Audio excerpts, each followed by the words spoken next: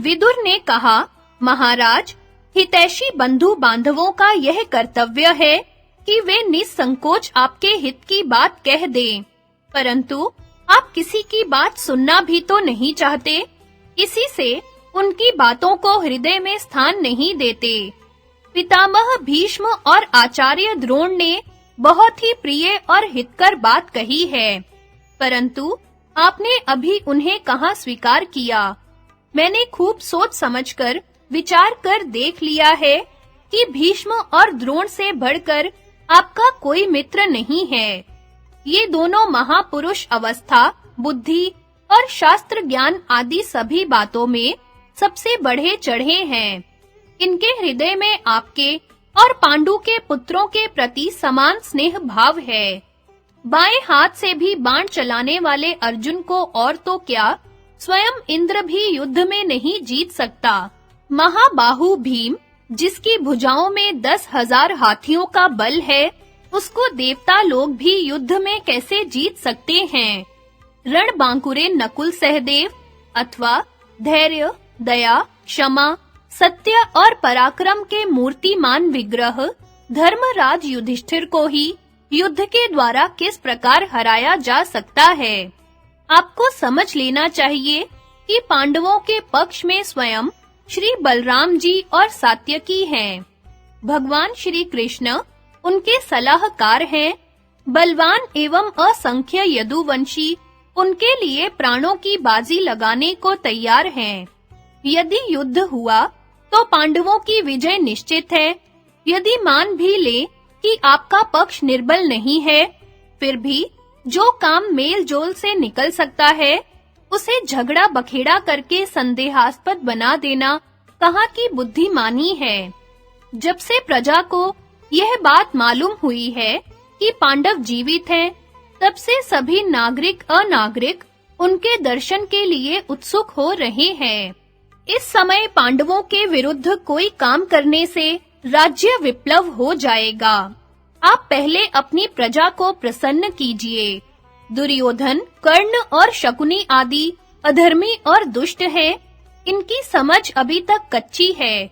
इनकी बात मत मानिए। मैंने आपको पहले ही सूचित कर दिया था कि दुर्योधन के अपराध से सारी प्रजा का सत्यानाश हो जाएगा। धृतराष्ट्र ने कहा, विदुर, भीष्म पितामह एवं आचार्य द्रोण बड़े ही बुद्धिमान एवं ऋषि तुल्य हैं। इनकी सलाह मेरे परम हित की है। तुमने भी जो कुछ कहा है उसे मैं स्वीकार करता हूँ। युधिष्ठिर आदि पांचों पांडव जैसे पांडु के पुत्र हैं, वैसे ही मेरे भी। मेरे पुत्रों की तरह ही राज्य पर उनका भी अधिकार है। तुम पंचाल देश में जाओ और राजा द्रुपद की अनुमति से कुंती, द्रौपदी तथा पांडवों को सत्कार पूर्वक यहाँ ले आओ। धृतराष्ट्र की आज्ञा से विदुर ने द्रुपद की राजधानी के लिए प्रस्थान किया।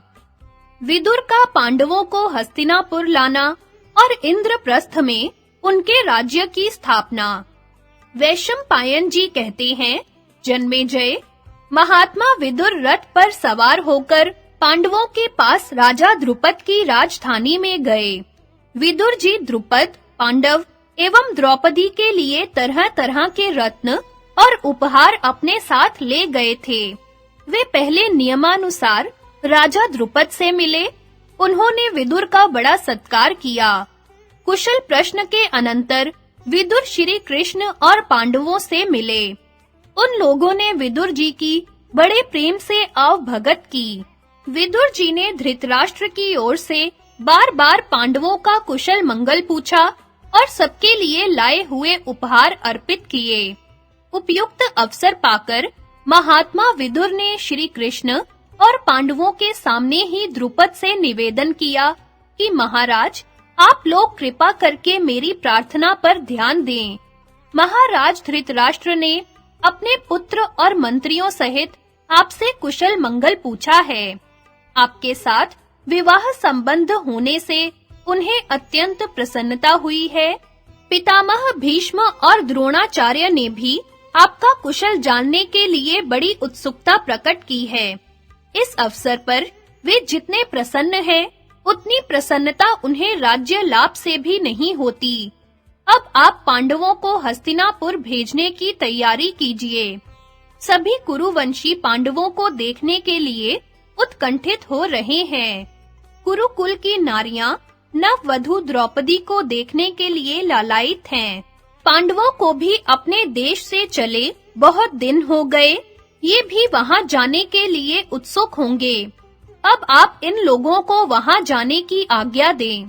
आपसे आज्ञा प्राप्त होते ही मैं वहां संदेश भेज दूंगा कि पांडव लोग अपनी माता कुंती और नववधू द्रौपदी के साथ आनंद पूर्वक हस्तिनापुर के लिए प्रस्थान कर रहे हैं। राजा द्रुपद ने कहा, महात्मा विदुर, आपका कहना ठीक है। कुरुवंशियों से संबंध करके मुझे भी कम प्रसन्नता नहीं हुई है। पांडवों का अपनी राजधानी में जाना तो उचित ही है, परंतु मैं अपनी जबान से यह बात नहीं कह सकता। जाने के लिए कहना मुझे शोभा नहीं देता। युधिष्ठिर ने कहा, महाराज, हम लोग अपने अनुचरों सहित आपके अधीन हैं। आप प्रसन्नता से जो आज्ञा देंगे, वही हम करेंगे। भगवान श्री कृष्ण ने कहा, मैं तो ऐसा समझता हूँ कि पांडवों को इस समय हस्तिनापुर जाना चाहिए। वैसे राजा द्रुपद समस्त धर्मों के मर्मज्ञ हैं, वे जैसा कहें वैसा करना चाहिए। द्रुपद बोले, पुरुषोत्तम भगवान श्री कृष्ण देश काल का विचार करके जो कुछ कह रहे हैं, वही मुझे ठीक जचता है। इसमें संदेह नहीं कि मैं पांडवों से जितना प्रेम करता हूँ, उतना ही भगवान श्री कृष्ण भी करते हैं। पांडवों की जितनी मंगल कामना श्री कृष्ण करते हैं, उतनी स्वयं पांडव भी नहीं करते। इस प्रकार सलाह करके पांडव राजा द्रुपद से विदा हुए और भगवान श्री कृष्ण महात्मा विदुर, कुंती तथा द्रौपदी के साथ हस्तिनापुर पहुंच गए। रास्ते में किसी को किसी प्रकार का कष्ट नहीं हुआ। जब राजा धृतराष्ट्र को यह बात मालूम हुई कि वीर पांडव आ रहे हैं, तब उन्होंने उनकी अगवानी के लिए विकर्ण, चित्रसेन और अन्यान्य कौरवों को भेजा। द्रोणाचार्य और कृपाचार्य भी गए। सब लोग नगर के पास ही पांडवों से मिले और उन लोगों से घिरकर पांडवों ने हस्तिनापुर में प्रवेश किया। पांडवों के दर्शन के लिए सारे नगर निवासी टूट पड़ते थे। उनके दर्शन से प्रजा का शोक और दुख दूर हो गया। प्रजा आपस में पांडवों की प्रशंसा करके कहने लगी कि यदि हमने दान, होम, तप आदि कुछ भी पुण्य कर्म किया हो, तो उसके फल स्वरूप पांडव जीवन भर इसी नगरी में रहें। पांडवों ने राजसभा में जाकर राजा धृतराष्ट्र, भीष्म पितामह और समस्त पूज्य पुरुषों के चरणों में प्रणाम किया। उनकी आज्ञा से भोजन विश्राम करने के अनंतर बुलवाने पर वे फिर राजसभा में गए। धृतराष्ट्र ने कहा, युधिष्ठिर, तुम अपने भाइयों के साथ सावधानी से मेरी बात सुनो। अब तुम लोगों का दुर्योधन आदि के साथ किसी तरह का झगड़ा और मनमुटाव न हो, इसलिए तुम आधा राज्य लेकर खांडव प्रस्थ में अपनी राजधानी बना लो और वहीं रहो। वहां तुम्हें किसी का कोई भय नहीं है, क्योंकि जैसे इंद्र देवताओं की रक्षा करते हैं, वैसे ही अर्जुन तुम लोगों की रक्षा करेगा। पांडवों ने राजा धृतराष्ट्र की यह बात स्वीकार की और उनके चरणों में प्रणाम करके खांडव प्रस्थ में रहने लगे। व्यास आदि महर्षियों ने शुभ मुहूर्त में धरती नापकर शास्त्र विधि के अनुसार राजभवन की नींव डलवाई। थोड़े ही दिनों में वह तैयार होकर स्वर्ग के समान दिखाई देने लगा। युधिष्ठिर ने अपने बसाए हुए नगर का नाम इंद्रप्रस्थ रखा। नगर के चारों ओर समुद्र के समान गहरी खाई और आकाश को छूने वाली चार दीवारी बनाई गई थी। बड़े-बड़े फाटक, ऊंचे-ऊंचे महल और गोपुर दूर से ही दिख पड़ते थे। स्थान-स्थान पर अस्त्र शिक्षा के अखाड़े बने हुए थे। पहरे का बड़ा कड़ा प्रबंध था। बर्छियां, तोप, बंदूकें और अन्यान्य युद्ध संबंधी यंत्र स्थान-स्थान पर लगाए हुए थे। सड़कें चौड़ी, सीधी और स्वच्छ थी। देवी बाधा के लिए भी उपाय कर दिए गए थे। अमरावती के समान इंद्रप्रस्थ नगरी सुंदर-सुंदर भवनों से सुशोभित थी। नगर तैयार होते ही विभिन्न भाषाओं के जानकार ब्राह्मण, सेठ, साहूकार, कारीगर और गुणीजन आकर बसने लगे। बड़े-बड़े उद्यान, उपवन, हरे-भरे फल पुष्पों से लदे वृक्षों से परिपूर्ण हो रहे थे। कहीं मस्त मोर नाच रहे हैं, तो कहीं कोकिलाएं कुहू-कुहू कर रही हैं। पक्षियों का कलरव निराला ही था। तरह-तरह के शीश महल, लता कुंज, चित्रशालाएं, नकली पहाड़, कृत्रिम झरने, बावलियां स्थान-स्थान पर शोभायमान थी। सफेद, लाल, नीले पीले कमल सुगंधि का विस्तार कर रहे थे।